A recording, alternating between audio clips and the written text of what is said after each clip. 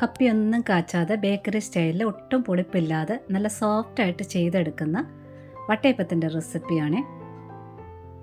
സാധാരണ നൈറ്റൊക്കെ അരച്ച് വെച്ചതിന് ശേഷം രാവിലെയാണ് ചുട്ടെടുക്കുന്നത്. അതായത് ഓവർനൈറ്റൊക്കെ അരച്ച് വെച്ചതിന് ശേഷം വെക്കേണ്ടി വരും. ഇതാണെന്നുണ്ടെങ്കിൽ മാവ് അരച്ച് കുറച്ച് മണിക്കൂറിനുള്ളിൽ നമുക്ക് നല്ല സോഫ്റ്റായിട്ട് ചെയ്തെടുക്കാൻ പറ്റിയ വട്ടയപ്പത്തിൻ്റെ റെസിപ്പിയാണ്. എങ്ങനെയാണ് ചെയ്തെടുക്കുന്നതെന്ന് നോക്കാം. ഞാനിവിടെ നീളമുള്ള ഗ്ലാസ്സിനകത്ത് ഒരു 1.5 ഗ്ലാസ് പച്ചരിയാണ് എടുക്കുന്നത്. ഈ 1.5 ഗ്ലാസ് എന്ന് പറയുമ്പോൾ 2 കപ്പ് പച്ചരിയുണ്ട്. ഇനി ഇത് നന്നായിട്ട് കഴുകിയെടുക്കണം. അവസാനം കഴുകുന്ന വെള്ളം ക്ലിയർ ആകുന്നത് വരെ കഴുകിയെടുക്കണം. ഇത് കഴുകിയെടുത്തുകൊണ്ട് വന്നിട്ടുണ്ട്. ഇനി നല്ല ശുദ്ധമായിട്ടുള്ള വെള്ളം ഒഴിക്കണം. ഏകദേശം പച്ചരിക്ക് മേലെ നിൽക്കുന്ന രീതിയിൽ വെള്ളം ഒഴിച്ചിട്ടുണ്ട്. ഈ വെള്ളത്തിൽ തന്നെയാണ് ഇനി അരച്ചെടുക്കുന്നത്. ഇതിനി ഊറ്റിക്കളയത്തില്ല. അതുകൊണ്ടാണ് നല്ലവണ്ണം കഴുകിയെടുക്കണമെന്ന് പറഞ്ഞത്. ഇനി 2 സ്പൂണ് ചവ്വരി എടുക്കുകയാണ്. ചവ്വരി ചേർക്കുമ്പോൾ നല്ല സോഫ്റ്റായിട്ട് കിട്ടും. ഈ ഒരളവിന് 2 സ്പൂൺ ചേർത്താൽ മതി. ഇതിനി നല്ലവണ്ണം ഒന്ന് കഴുകിയിട്ട് അതും കൂടി ഇതിലോട്ട് ചേർക്കണം. അത് ചേർത്തിട്ടുണ്ട്. ഇനി ഇതിലോട്ട് ചേർക്കേണ്ടത് 2 സ്പൂൺ പഞ്ചസാരയാണ്. ഇനി പഞ്ചസാര കുറച്ചുകൂടി ചേർക്കുന്നുണ്ട്. ഇപ്പോൾ 2 സ്പൂണാണ് ചേർത്തത്. ഇനി ഒരേ ഒരു കപ്പ് തിരുമ്മി തേങ്ങ എടുക്കുക. തേങ്ങ തിരുമ്മി എടുക്കുമ്പോൾ അതിൻ്റെ ബ്രൗൺ ഭാഗമൊന്നും വരാതെ വേണം തിരുമ്മി എടുക്കാനായിട്ട്. ഈ ഒരു കപ്പിൻ്റെ 2 കപ്പാണ് പച്ചരിയെ, അതായത് 1.5 ഗ്ലാസ് വരുന്നുണ്ട്. തേങ്ങ ബ്രൗൺ ഭാഗം വരാതിരിക്കാനായിട്ട് പൂളി എടുക്കുക. പൂളി എടുത്തതിന് ശേഷം ആ ബ്രൗൺ ഭാഗമൊക്കെ ഒന്ന് ചുരണ്ടി നല്ലവണ്ണം കളഞ്ഞതിന് ശേഷം മിക്സിയുടെ ജാറിലിട്ടൊന്ന് അടിച്ചെടുത്താലും മതി. ഇനി ഇൻസ്റ്റൻറ്റ് ഈസ്റ്റ് തന്നെ ചേർക്കണം. ഒരു 1/2 അല്ലെങ്കിൽ 3/4 സ്പൂണിനടുത്തായിട്ട് ചേർത്താൽ മതിയെ. ഇത് ഞാൻ ഓൺലൈനിൽ നിന്ന് മേടിച്ച ഈസ്റ്റാണ്. നല്ല ഈസ്റ്റാണ്. ഇതിൻ്റെ പേര് ഞാൻ കമൻറ്റ് ബോക്സിൽ മെൻഷൻ ചെയ്തേക്കാം. ഇനി നന്നായിട്ട് മിക്സ് ചെയ്തെടുക്കണം. ആ പഞ്ചസാര ഒന്ന് അലിയുന്ന രീതിയിൽ നന്നായിട്ട് മിക്സ് ചെയ്തെടുക്കണം. പഞ്ചസാര ഈസ്റ്റ് കൂടാകുമ്പോൾ നല്ലവണ്ണം ഇത് ആക്ടിവേറ്റ് ആവും. അടി ചേർത്തൊന്ന് ഇളക്കിയെടുത്തതിന് ശേഷം കുറച്ച് വെള്ളം കൂടി ഇതിനകത്ത് ചേർക്കാനുണ്ട്. ഇപ്പോൾ തേങ്ങയൊക്കെ ചേർത്തപ്പോഴത്തേന് ആ വെള്ളം ഒന്ന് ലെവലിലായിട്ടുണ്ട്. ഇനി ഒരല്പം വെള്ളം കൂടി ചേർക്കണം. ഒരല്പം വെള്ളം കൂടി ചേർത്തിട്ടുണ്ട്. ആ തേങ്ങയ്ക്ക് ഒരല്പം മുകളിൽ നിൽക്കുന്ന രീതിയിലായിട്ടുണ്ട്. ഈ ഒരളവിലാണ് വെള്ളം ചേർക്കേണ്ടത്. ഇനി ഇതിനകത്ത് വെള്ളമേ ചേർക്കത്തില്ല.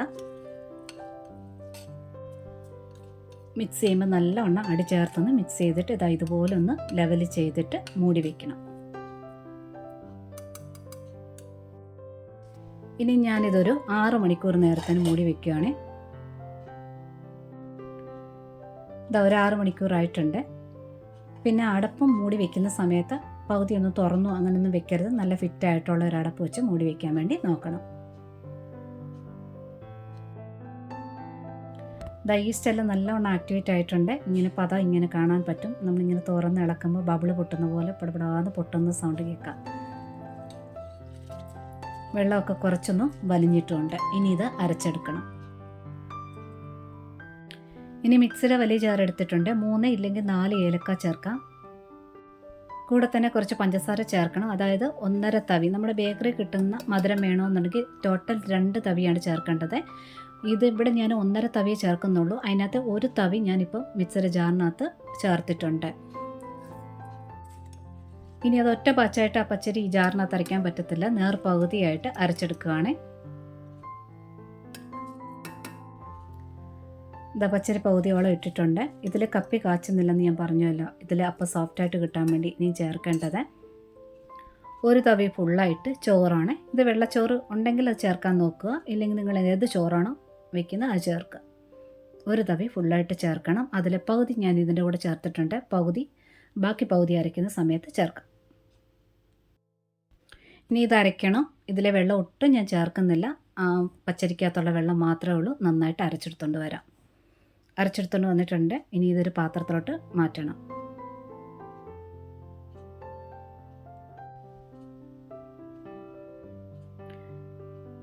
ബാക്കി പകുതിയുടെ ജാറിനകത്ത് ചേർക്കുവാണ്.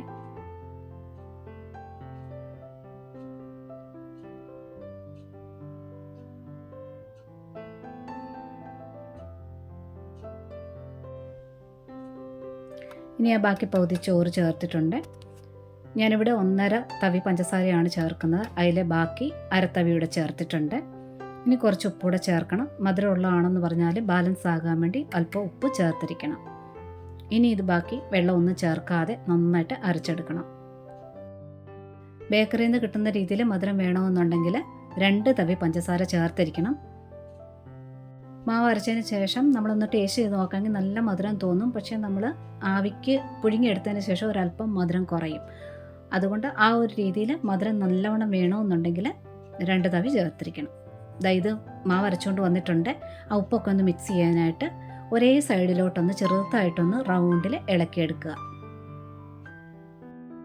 ഏലക്ക കുരുവിൻ്റെയും ആ തേങ്ങയ്ക്കകത്ത് കാണുന്ന ചെറിയ കറുപ്പുകളുണ്ടല്ലോ, അതാണ് ഈ പുള്ളി പോലെ ചെറുതായിട്ട് കറുപ്പ് കാണാനായിട്ട് പറ്റും. അപ്പം തേങ്ങയൊക്കെ തിരുമ്മിയെടുക്കുമ്പോൾ ശ്രദ്ധിച്ച് തിരുമ്മിയെടുക്കുക. ഇത് അരച്ചതിന് ശേഷം ഇനി മൂടി വെക്കുകയാണ്. മൂടി വെക്കുന്നത് വെറും 2 മണിക്കൂർ മാത്രം മതി. നല്ല ചൂടുള്ള ഇടത്ത് വെക്കാനായിട്ട് നോക്കുക.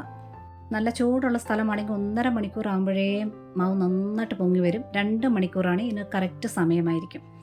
നന്നായിട്ട് പൊങ്ങി വന്നിട്ടുണ്ട്. അടപ്പൊക്കെ മുകളിലോട്ട് ഇങ്ങനെ മാവ് മേലെ പൊങ്ങി നിൽക്കുകയായിരുന്നു. നല്ല തണുപ്പുള്ള സ്ഥലമാണെന്നുണ്ടെങ്കിൽ മൈക്രോവേവ് വെറുതെ ഒരു 2 മിനിറ്റ് ഹൈ പവറിലൊന്ന് ചൂടാക്കിയതിന് ശേഷം അതിൽ വെച്ചാലും മതി, നന്നായിട്ട് പൊങ്ങിക്കിട്ടും. ഇനി മാവ് ഒരുപാട് ഇളക്കി അതിൻ്റെ പതയൊന്നും കളയരുത്. ഞാൻ ഇത് കാണിക്കാൻ വേണ്ടി ഒന്ന് ചെറുതായിട്ടൊന്ന് ഇളക്കിയെടുക്കുകയാണേ. നമ്മളിത് ഇളക്കുന്ന സമയത്ത് ഇങ്ങനെ ബബിൾ പോലെ പൊട്ടി പോകുന്നതായിട്ട് കാണാൻ പറ്റും.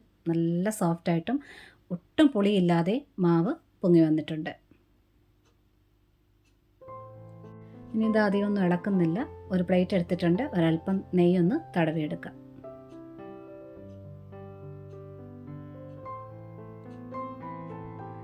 അപ്പോൾ ഇതൊക്കെ ഒന്ന് ചെറുതായിട്ട് 1-2 പ്രാവശ്യം ഇങ്ങനെ ഒന്ന് വട്ടത്തിൽ ഇളക്കിയതിന് ശേഷം മാവ് പാത്രത്തിൽ കോരി ഒഴിക്കാം. നമുക്കിത് ഒഴിക്കുമ്പോൾ ഇങ്ങനെ പത കോരി ഒഴിക്കുന്ന പോലെ തോന്നും. അത്രയ്ക്ക് നല്ലതായിട്ട് ഫെർമെൻ്റ് ആയിട്ടുണ്ട്. ഇനി ആ പ്ലേറ്റിൻ്റെ ഒരു 1/4 ഭാഗത്തു നിന്ന് കുറച്ച് മോളി വരുന്ന രീതിയിൽ മാവ് ഒഴിച്ചാൽ മാത്രം മതി.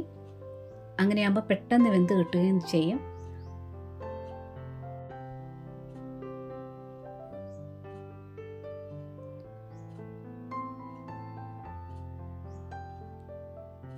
ഈ സമയത്ത് ഇഡ്ഡലി പാത്രത്തിൽ വെള്ളം വെച്ചിട്ടുണ്ട്. നല്ലവണ്ണം വെട്ടി തിളയ്ക്കുമ്പോൾ വേണം ആവിക്ക് വെക്കാനായിട്ട്. ആദ്യത്തെ ഒരു 4 മിനിറ്റ് നേരം ഹൈ ഫ്ലെയിമിൽ തന്നെ വേണം കുക്ക് ചെയ്യാനായിട്ട്. അത് കഴിഞ്ഞിട്ട് ഒരു 3 മിനിറ്റ് നേരത്തോളം ലോ ഫ്ലെയിമിൽ അല്ലെങ്കിൽ മീഡിയം ഫ്ലെയിമിൽ മാറ്റുക. പ്ലേറ്റിൻ്റെ മുക്കാലും ഫുള്ളുമായിട്ടൊന്നും നിറച്ച് വെക്കരുത് മാവ്. അങ്ങനെ ചെയ്യുമ്പോൾ ഈ പറഞ്ഞ സമയത്ത് നിന്ന് വ്യത്യാസം ഉണ്ടാകാം. അതായത് വെന്തിട്ടുണ്ട്. തുറന്ന ഉടനെ തന്നെ അതിൻ്റെ മുകളിലൊക്കെ നല്ലവണ്ണം ഒരു ഒട്ടൽ പോലെ ഒരു മോയ്സ്ചർ കാണുമേ. ആ സമയത്ത് തന്നെ നിങ്ങൾ ഡെക്കറേറ്റ് ചെയ്യുന്നുണ്ടെങ്കിൽ കാഷ്നട്ടോ ഇതുപോലെ റൈസിൻസോ വെച്ചൊന്ന് ഡെക്കറേറ്റ് ചെയ്യാമേ.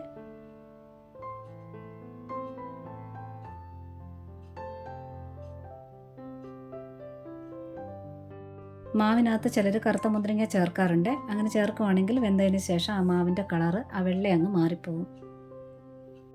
നന്നായിട്ട് തണുത്തതിന് ശേഷം സൈഡൊക്കെ ഒന്ന് അമക്കി കൊടുത്താൽ മതി, തന്നെ അത് വിട്ട് വന്നോളും. അതേപോലെ തന്നെ 2ാമത്തെ 3ാമത്തെ ബാച്ചൊക്കെ മാവ് ഒഴിച്ച് പ്ലേറ്റ് വെക്കുന്ന സമയത്ത് ഇഡ്ഡലി പാത്രത്തിനകത്ത് പാകത്തിനുള്ള വെള്ളം ഉണ്ടോ എന്ന് ചെക്ക് ചെയ്തിട്ട് വേണം വെക്കാനായിട്ട്. ഇത് നല്ല സോഫ്റ്റായിട്ടുള്ള വട്ടയപ്പം റെഡി ആയിട്ടുണ്ട്. ട്രൈ ചെയ്ത് നോക്കാം. ഇഷ്ടപ്പെട്ടിട്ടുണ്ടെങ്കിൽ കൂട്ടുകാർക്കൊക്കെ ഷെയർ ചെയ്ത് കൊടുക്കുക. ലൈക്കും കമൻറ്റും സബ്സ്ക്രൈബും ഒക്കെ തന്ന് സപ്പോർട്ട് ചെയ്യാൻ കൂടി മറന്നുപോലെ നോട്ടിഫിക്കേഷൻ ബെൽ ബട്ടണിലെ ഓൾ ഓപ്ഷൻ ഒന്ന് ടിക്കാക്കി ഇടാനും മറക്കരുത്. ഒരുപാട് സ്നേഹത്തോടെ താങ്ക്സ് ഫോർ വാച്ചിങ്.